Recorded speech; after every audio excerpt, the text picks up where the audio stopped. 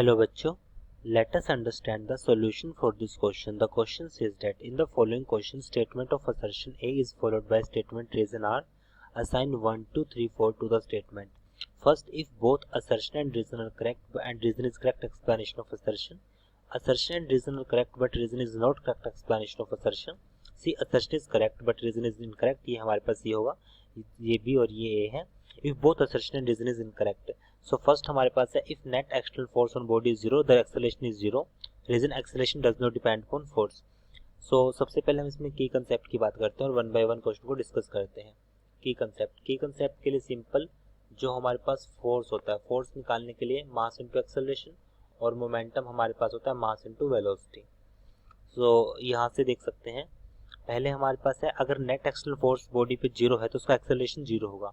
अगर हमारे पास F net 0 है सो इट मीन्स क्वेश्चन में कहा गया है कि इसका एक्सेलरेशन भी 0 होगा, बट ऐसा नहीं है क्योंकि इसमें ए नेट 0 होगा बट एक्सेलरेशन जो होगा वो 0 के इक्वल नहीं हो सकता. ये कोई कंडीशन नहीं है क्योंकि एफ नेट किससे, कई सारे फोर्स से मिलकर बना है.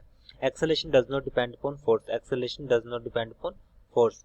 सो फर्स्ट हमारे पास क्या है, incorrect. So second, acceleration does not depend upon force, ये भी इनकरेक्ट है क्योंकि एक्सेलरेशन होगा वो फोर्स डिवाइड बाय एम जो कि डायरेक्टली प्रोपोर्शनल फोर्स पे डिपेंड करेगा. सो दोनों स्टेटमेंट इनकरेक्ट है तो फर्स्ट के लिए आ जाएगा D option. So assertion, two object different mass have same momentum, lighter body possesses greater velocity. So अगर मोमेंटम सेम है, अगर हम सेकंड पार्ट की बात करें, मोमेंटम होता है मास इनटू वेलोसिटी. सो यहाँ से वेलोसिटी आएगा हमारे पास p divide by m.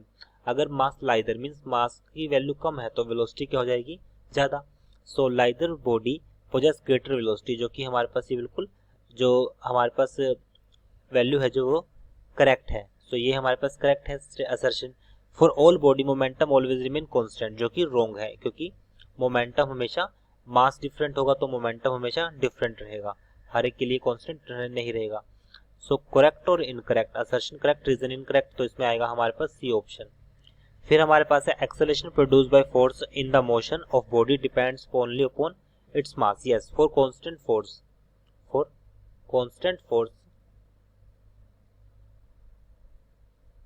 Force हमारे पास होता है मास इनटू एक्सेलरेशन.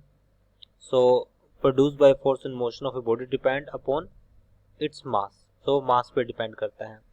तो यहाँ से मास आएगा हमारे पास force divide by A. So acceleration हो जाएगा हमारे पास एफ बाय एम. तो मास पे डिपेंड करते हुए यूनिवर्सली प्रोपोर्शनल है. Larger the mass of body laser will be acceleration. Yes, अगर मास ज्यादा होगा सो एक्सेलरेशन क्योंकि इनवर्सली है तो कम होगा. तो यहाँ पर हमारे पास ये भी ट्रू है, ये भी ट्रू है, बट रीजन इसकी करेक्ट एक्सप्लेनेशन नहीं है, तो इसका आंसर आएगा हमारे पास बी. सो इसके लिए आ जाएगा B. So it is our answer. I hope you understood this explanation. Thank you.